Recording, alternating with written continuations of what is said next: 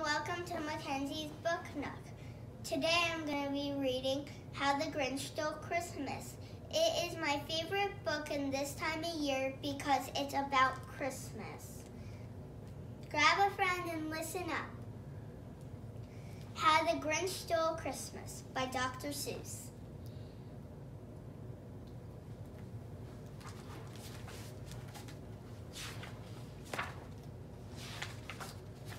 Every Who down in Whoville liked Christmas a lot.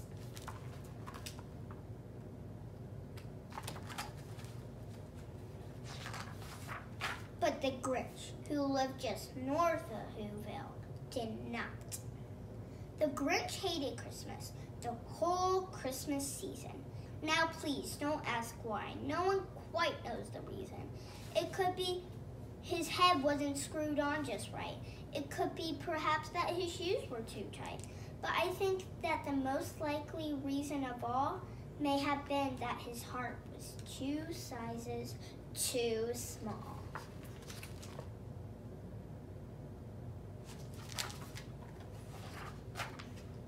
But whatever the reason, his heart or his shoes, he stood there on Christmas Eve hating the Whos, staring down from his cave with a sour, grinchy frown at the warm, lighted windows below in their town, for he knew every Who down in Whoville beneath the was busy now, hanging a mistletoe wreath, and they're hanging their stockings.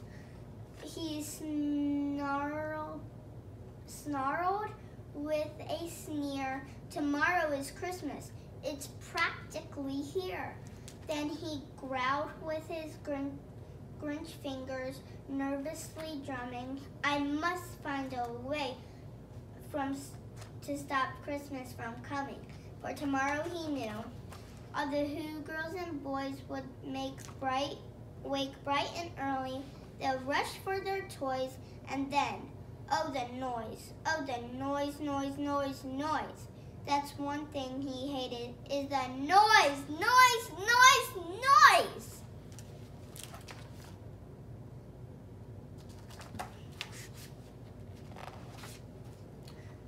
Then the Who's young and old would sit down to a feast. And they'll feast, and they'll feast, and they'll feast. They would feast on Who pudding and rare Who roast beef, which something the Grinch couldn't stand in the least.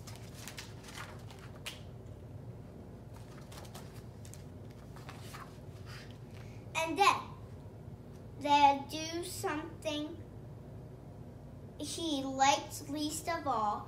Every Who down in Whoville, the tall and the small, would stand close together with Christmas bells ringing, and they'll sing, and they'll stand hand in hand, and the Whos would start singing.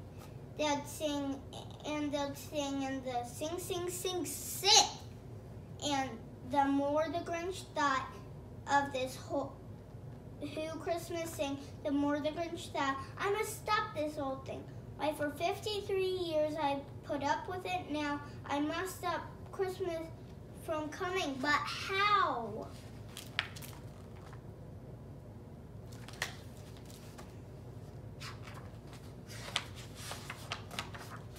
And then he got an idea, an awful idea. The Grinch got a wonderful, awful idea.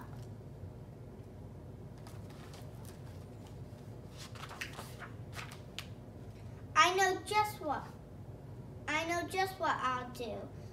The Grinch laughed in his throat, and he made a quick Santa Claus hat and a coat.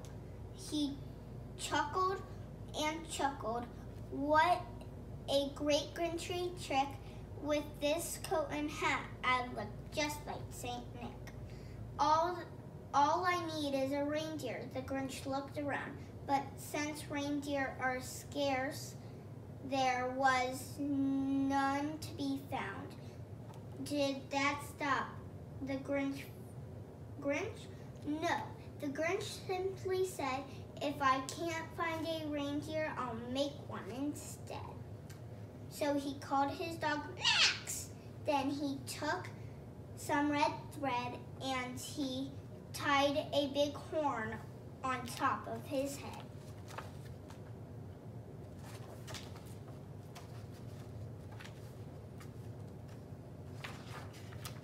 Then he loaded some bags and some old empty sacks on a ramshack sleigh, and he hinged up old Mac. Then the Grinch said, "Get up!" And the sleigh started down toward the homes there the Who's lay a snooze in their town.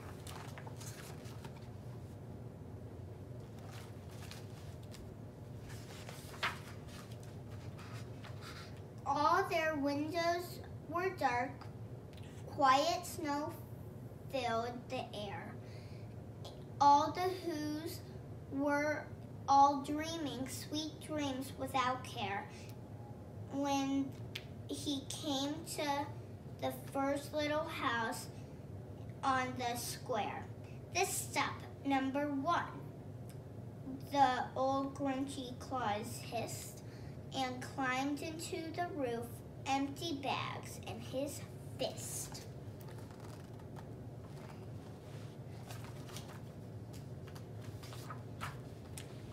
Then he slid down the chimney, a rather tight pinch.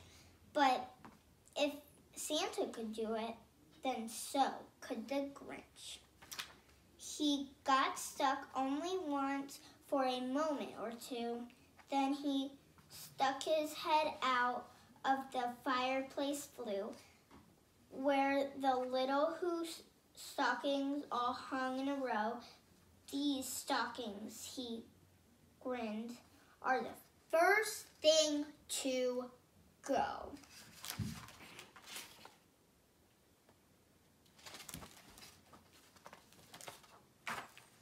Then he slithered and slunk with a smile most unpleasant around the Who room, and he took every present: pop guns and bicycles, roller skates, drums, checkboards, tricycles, popcorn, and plums. And he stuffed them in a bags. Then the Grinch very nimbly stuffed all the bags one by one up the chimney.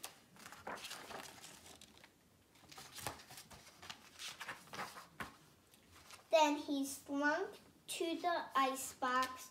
He took the Who's feast. He took the Who pudding. He took the roast beef.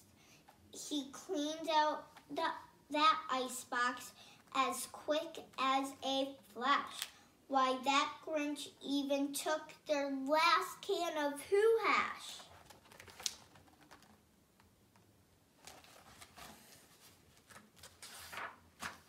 Then he stuffed all the food up the chimney with glee. "And now," grinned the Grinch, "I will stuff up the tree."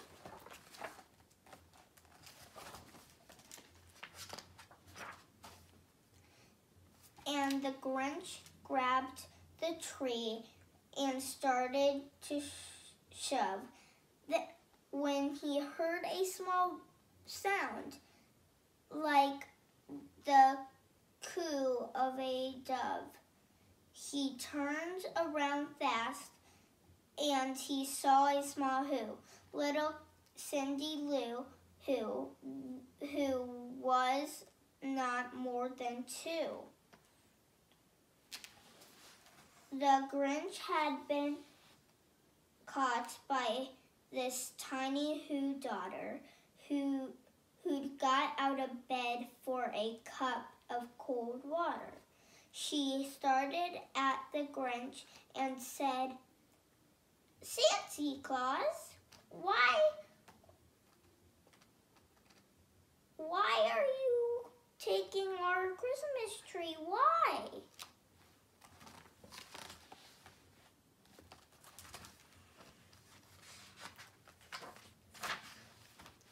But you know that old Grinch was so smart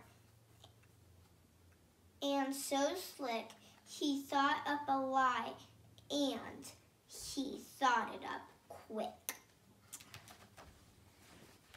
"Why, my sweet little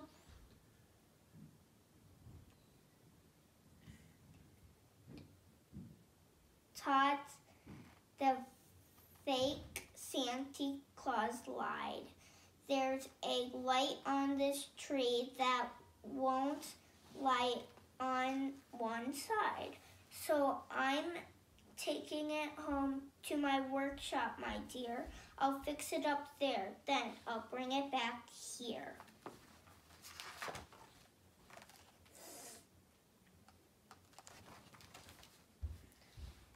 And his fib fooled the child. Then he patted her head, and he got her a drink, and he sent her to bed. When Cindy Lou Who went to bed with her cup, he went to the chimney and stuffed the tree up.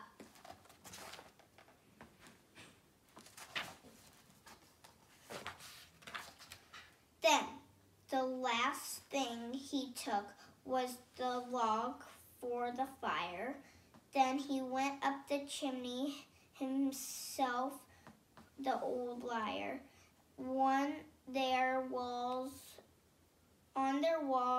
he left nothing but hooks and some wire, and the one speck of food that he left in the house was a crumb that was even too small for a mouse.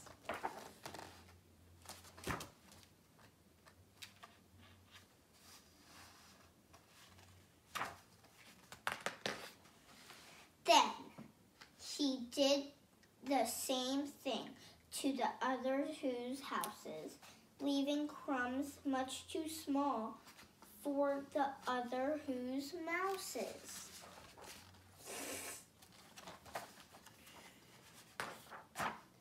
It was 15:15 dawn.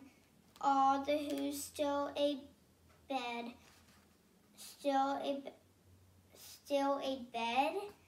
All the Who's still a snooze. When the packed up his sled, packed it up with their presents, the ribbons, the wrappings, the tags, and the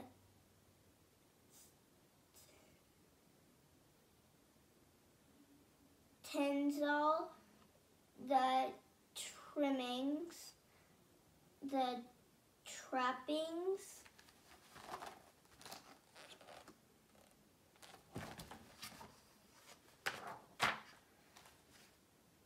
3,000 feet up the side of Mick Crumpet, he rode with his load to the top to dump it. Hoo to the Who's. He was grinchiously humming. They're finding out now that no Christmas is coming. They're just waking up. I know just what they'll do. Their mouths would hang open a minute or two. Then the Who's down in Whoville will all cry boo-hoo.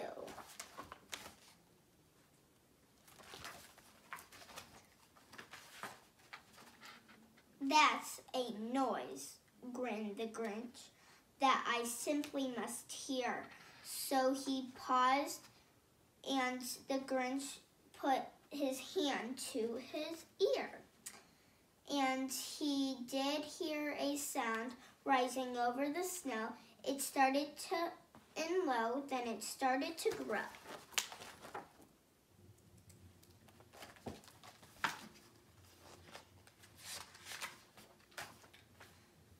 But the sound wasn't sad. Why, this sounded merry.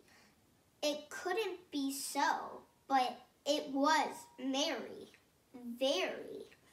He started down at Whoville. The Grinch popped his eyes. Then he shook. What he saw was a shocking surprise.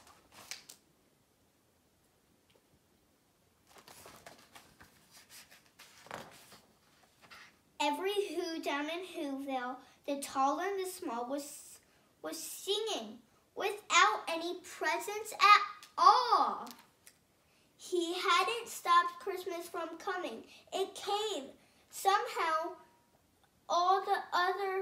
it came just the same.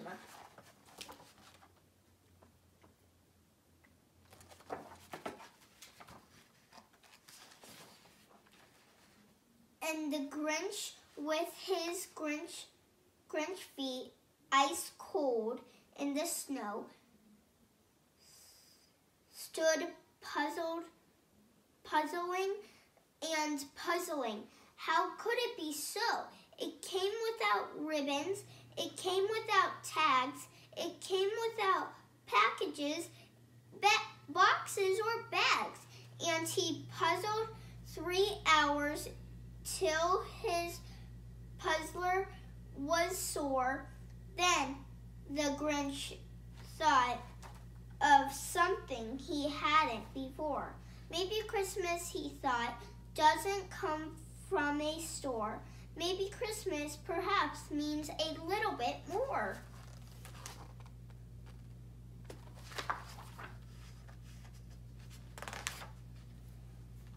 And what happened then? Well, in Whoville, they say the Grinch's small heart grew 3 sizes that day. And the minute his heart didn't feel quite so tight, he whistled with his load through his bright morning light. And he brought back the toys and the food for the feast, and he